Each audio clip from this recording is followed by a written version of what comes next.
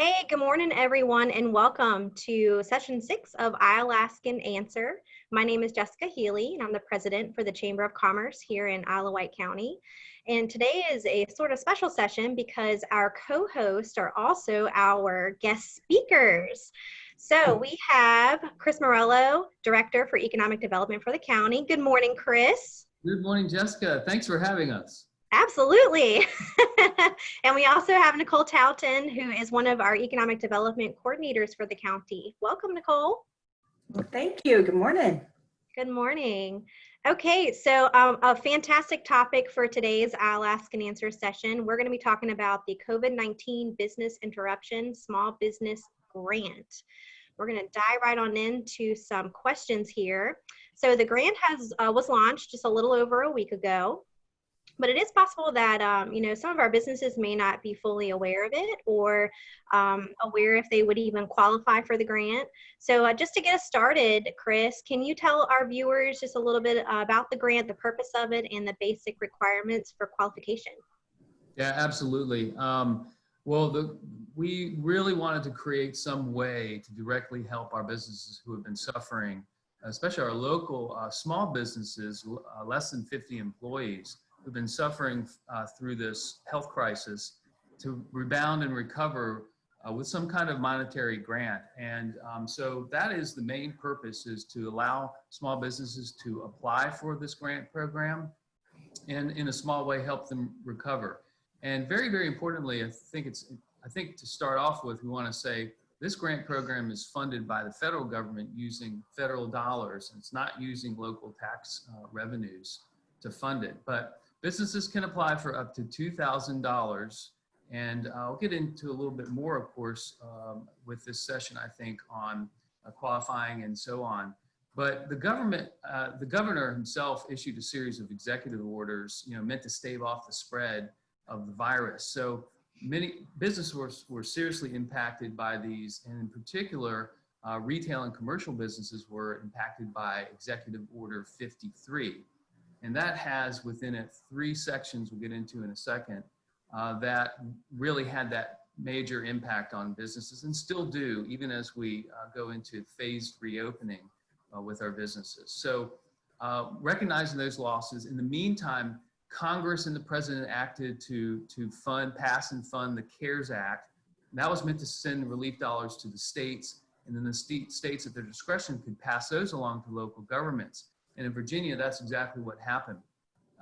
We did, at the local level, get funding at the county, meant to be shared with our 2 towns, Smithfield and Windsor. And so the 3 localities worked together. Each of the elected boards agreed that it was important to offer a grant program that uses these funds, that sources these funds. And with the amount of money that was allocated, we can fund up to 324 of these grants, up to $2,000 for qualifying firms. So these 2 important things that have happened, the CARES Act and the executive orders together, were really the genesis for this program. And so we want to talk a little bit more about what qualifying means for our businesses, and get the word out more and more about it. It has been going on for a week, of course, and so we're going to show in a minute, online what the where you can find the guidelines and what the application looks like.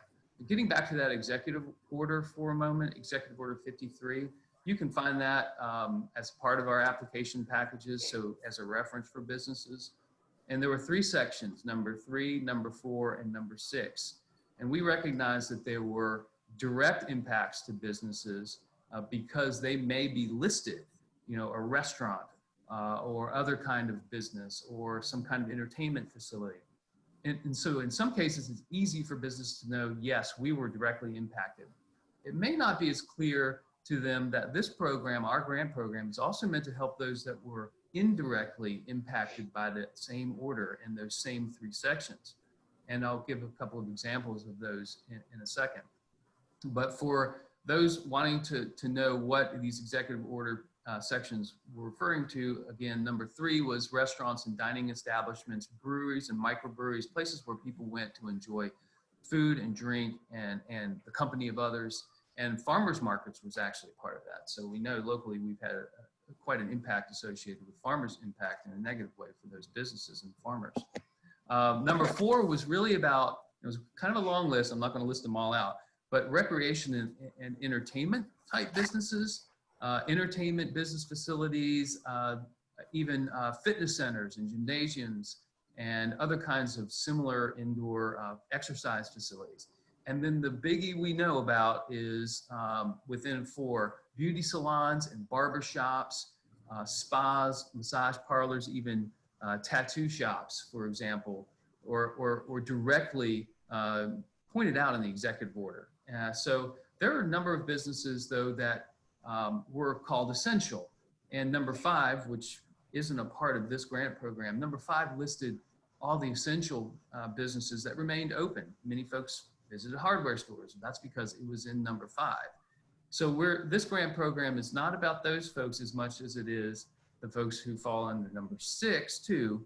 These are brick and mortar businesses that were not in number 5. Number 6 is meant to kind of sweep in businesses that wanted to continue to operate, and they could, but only if they could limit themselves to 10 people within their business, and then with social distancing requirements. And as we know, our local businesses, many of our small businesses can't get 10 people in the first place comfortably. So how difficult would it be for them to stay open? And in fact, the executive order says, well, they must close if they can't meet that criteria. So again, it's in some cases it's very obvious where their business has been directly affected. But let me give you a couple of examples and wrap up my answer to this question by saying that, you know, for example, we know of a business that is actually a sanitation and cleaning business. And in this case, many of the businesses directly affected by the executive order had to close, and that meant there was no need for the cleaning services. And this particular company goes in after hours, cleans restaurants, cleans barbershops. They have a number of clients, and suddenly their business dried up as well. This is an example of an indirect negative impact and interruption for them. And we want businesses to feel that they can apply for this grant if they were hit in that particular way. Think also in terms of, say, a supplier to one of our local shops that has folks' favorite jams and jellies. Well, there's probably a local person that's, you know, canning and jarring these things at home, labeling them, or maybe they have a larger concern, but they were supplying a shop that sold these, or numerous shops. And so they are more or less indirectly affected. They're not in the executive order particularly, but they are affected nonetheless. So we want to make sure that we're getting the word out in this way to our folks. And we've had a strong response to the program, but we will talk a little bit more, I think, about how we're going to market and get more folks to understand it. Thank you, Chris. Yeah, a lot of valuable information there. You know, very thorough overview as we just dive into the grant and what the qualifications are and how our businesses can navigate that. So, Nicole, you have been the contact for the grant, and you've been working with a lot of businesses as they're getting their applications and whatnot filled out. Can you talk a little bit about how this grant may differ from the previous funding programs that we have talked about on I'll Ask and Answer? So we've covered, a few of our sessions have covered like the EIDL loan, the PPP loan, and this one may be just a little bit different as in bar requirements. So can you just expand on that a little bit? Absolutely, Jessica. As Chris said, we understand what businesses have gone through, and we felt your pain with the application process, with EIDL and PPP, and what people are still going through, the callbacks, the documentation, etc. I am a former banker, so I get that you get asked for a lot of stuff. This process is not like that, streamlined. And we're not talking about streamline like a streamlined mortgage where they may ask you for, you know, a blood sample and your firstborn child. This is truly streamlined. It's easy. We've tried to make it as painless as possible so that businesses can navigate through, get the information done and uploaded in a quickly and timely manner. And if there isn't something not clear or that people don't understand, I am here to answer questions, call or email. So. And all that information can be found on the website. We'll show Nicole's contact information in the special webpage that we set up for this.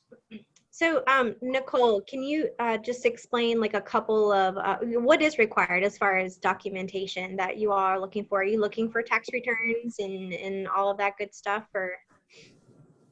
No, that is.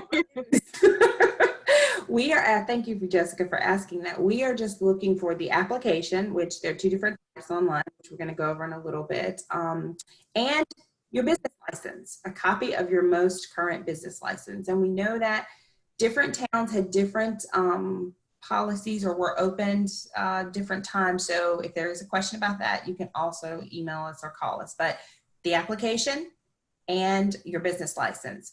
Now, it does say that once you are approved for the grant, we will need a W-9 and identification just to verify that you're who you are. But just for the application process, simple, the application and your most recent business license, current business license. Awesome. Wow. Yeah, I don't think it could get much simpler than that.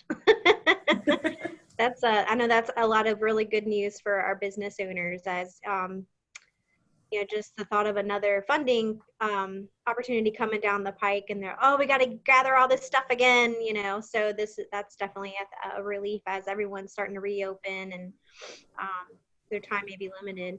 Wonderful. So I'm gonna jump back to you, Chris. You had talked about the different ways that we're marketing this grant and trying to get it out to the public. So so far, what has been done as far as advertising and marketing, and what has the application response been like? Right. Well, we think we created a lot of good buzz in the week run up to our June 5th opening of this grant program. We did direct email blast to folks in the community, our business community in particular, to make sure that they knew that it was coming about a week prior. And then we, of course, use our social media and our web page and so on to advertise. And this is a great opportunity, I think, for me to give a shout out to you and others who have really helped out. I'm going to share here the web page. Can you see your own web page there, Jessica? I can. Oh, great. Okay, I did that correctly. This is the Chamber's web page. You all have been an incredible partner. Jessica, you've helped us so much to get the word out by posting and reposting on social media, especially Facebook, which we know has garnered a lot of interest in the program. And we think that a lot of the first applicants, especially that were ready to go the morning of June 5th, probably learned it through our social media, through our email blasts. And we also do a newsletter. I think maybe you did in a newsletter as well, Jessica, that we were going to be opening this up. So here's Jessica's page, and it's right at the very top of the page where you can read a little bit about it, but then also gain access to our guidelines and frequently asked questions. These are also on our webpage. The county's website, you know, the county has a wide-ranging interest in making sure the entire community is aware of COVID-related updates and response from a local government perspective.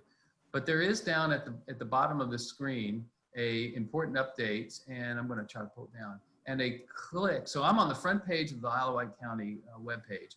And if you do read more here, click this down at the bottom, then you go to a page that will also, again, take you, if you click one more time, take you to our economic development inside the isle.com page. This is where our action on the grant really is. We have at the top of the screen a banner that we hope people are seeing right off the bat, and a place to click that takes you to the special web page that's set up for this particular grant. So here we're trying to show that, look, you know, this is not just Isle of Wight County, but the towns of Smithfield and Windsor are working together and collaborating on this grant program. We have a little bit of information here for the applicant to look at. We have Governor Northam's executive order as a point of reference. We have program guidelines, the same ones that are on your page for this program, Jessica.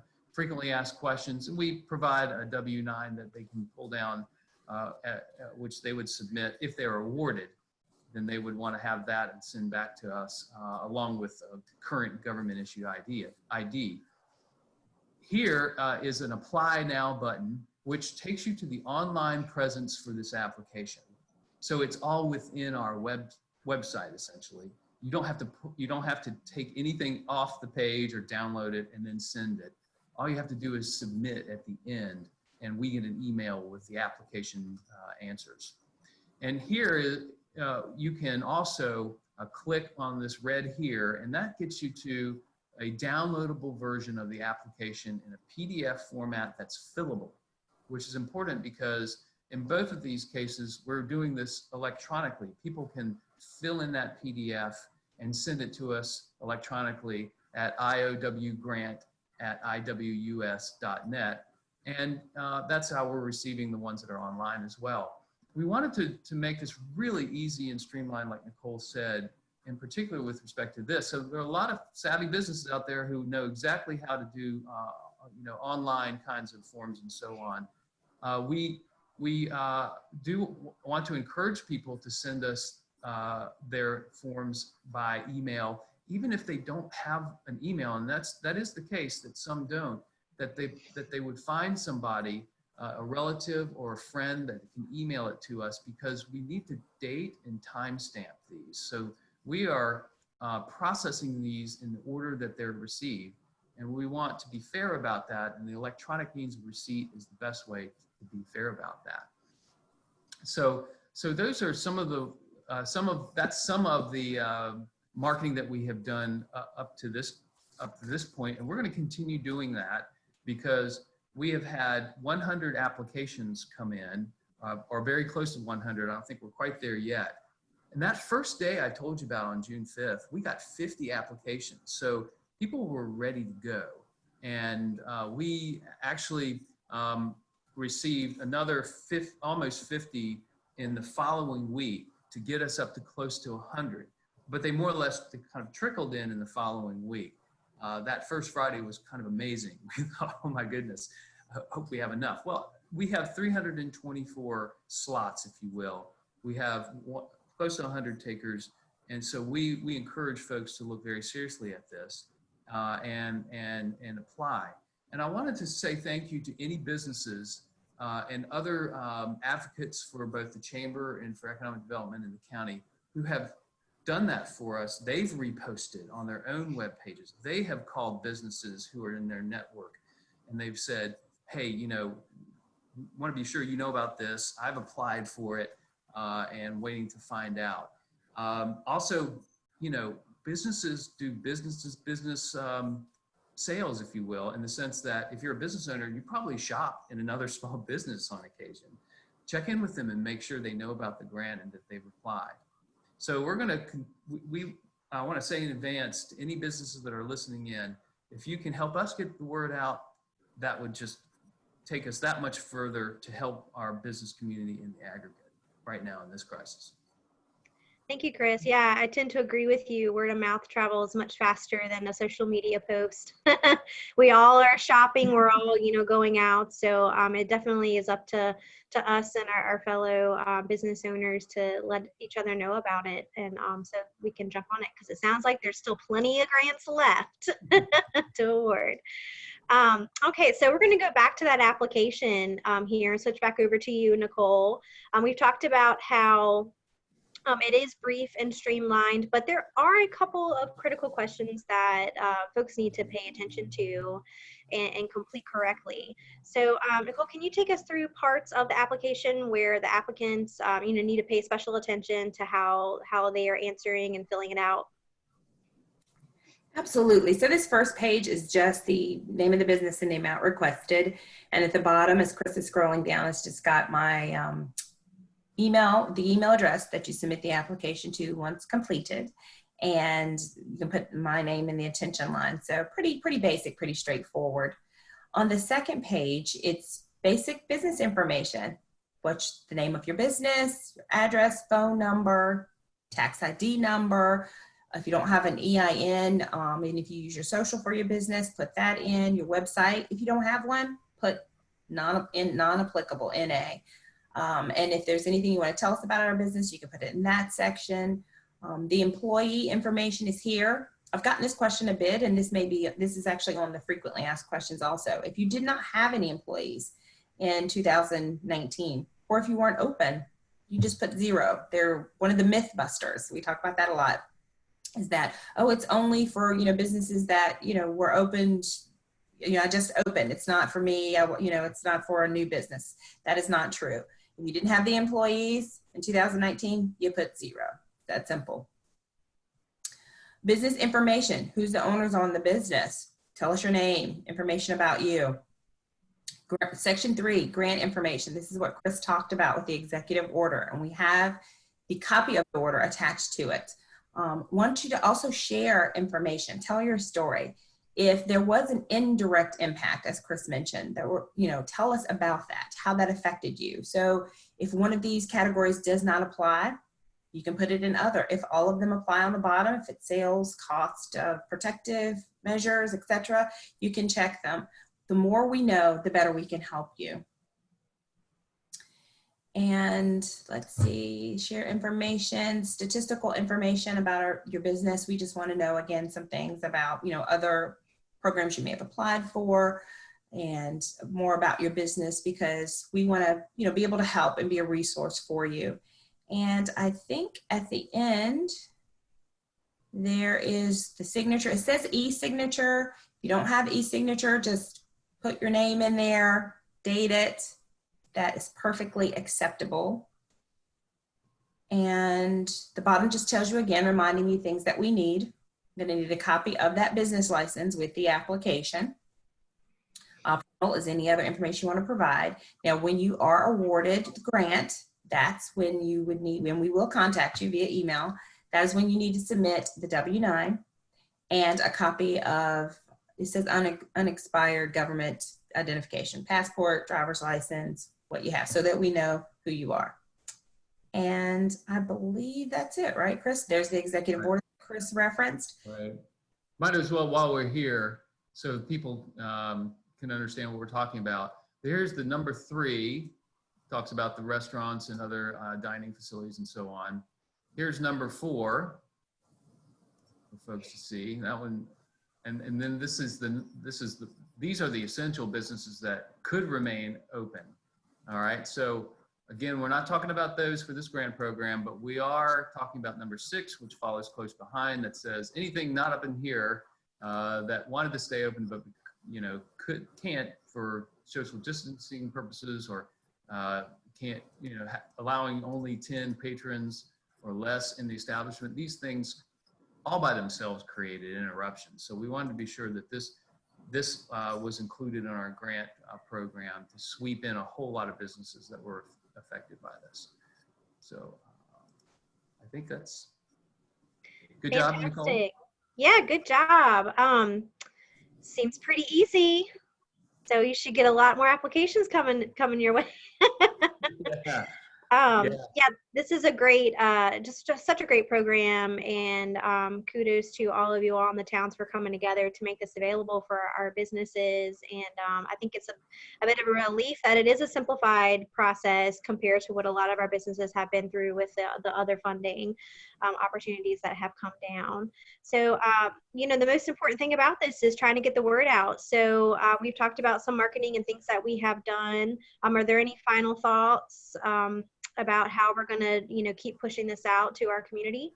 Well, this medium here is really important. I can't wait for this to be posted for folks to see this I'll Ask and Answer. And because we find that we get a good number of views, don't we, Jessica, on this? So this is part of it. We're going to have another campaign, as I said, of emails, postings on social media. We're going to do another email blast pretty soon here as well. But I think, again, that word of mouth, I believe that I know we're all going to work hard to make sure that everybody learns about this program. And frankly, we probably need to put our heads together on something very creative we haven't done yet. I don't know what that is, but I think that there may be some ideas out there that we haven't yet explored. And this week, probably think about what those can be. So folks might learn about it in yet a different way than they have so far. So we'll work on that one. All right, awesome. Any final comments about? No, just thank you again for having us and asking these questions, Jessica, and thanks for all your support. Yes, thank you Absolutely, so yes. much. Thank you for being not only the co-host but our guest speakers today on our COVID-19 Business Interruption Small Business Grant. All right, well, we'll let you all go so we can get to work on this. Right.